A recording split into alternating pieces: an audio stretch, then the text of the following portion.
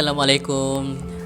Selamat petang. Ini merupakan video ulasan video yang saya buat untuk uh, kerja akhir saya untuk PhD dekat Universiti Putra Malaysia, dan saya dah buat satu analisis mengenai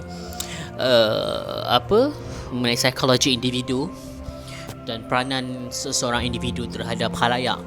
Dan benda yang paling penting adalah untuk kita kenal seseorang itu pada asasnya adalah macam mana kita kenal diorang pada mula-mulanya. Dan itu merupakan satu, orang kata, sebagai satu peranan yang sangat penting untuk kita kenal seseorang melalui cara pemikiran. Sebab kalau cara pemikiran orang itu berbeza dengan orang lain, berarti kita dapat memahami seseorang tersebut. Sebab apa? Setiap manusia, setiap individu ada prinsip, ada kelakuan yang berbeza, dan itu kita kena tahu dia ni macam mana dan seorang ni pula macam mana.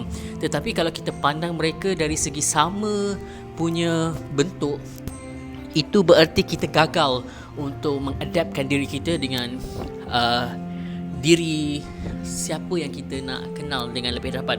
Jadi melalui analisa yang saya buat, rata-rata responden yang saya buat adalah lebih kepada pemikiran stereotip. Pemikiran stereotip ni adalah pemikiran yang bergantung kepada orang lain.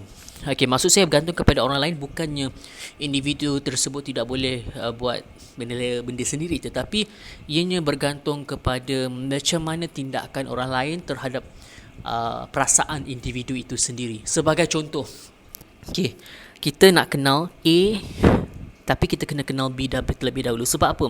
Mungkin sebab B ni lebih kenal rapat dengan A berbanding saya kenal dengan A. Jadi daripada B inilah kita mengenali macam mana seseorang ataupun jiwa A ini boleh. So kita dalam pada masa yang sama kita boleh conclude perangai A dan juga perangai B. Dan itu macam dari segi psikologinya juga adalah kita punya pemikiran dekat situ ada dua pemikiran, stereotip dan juga artikulasi.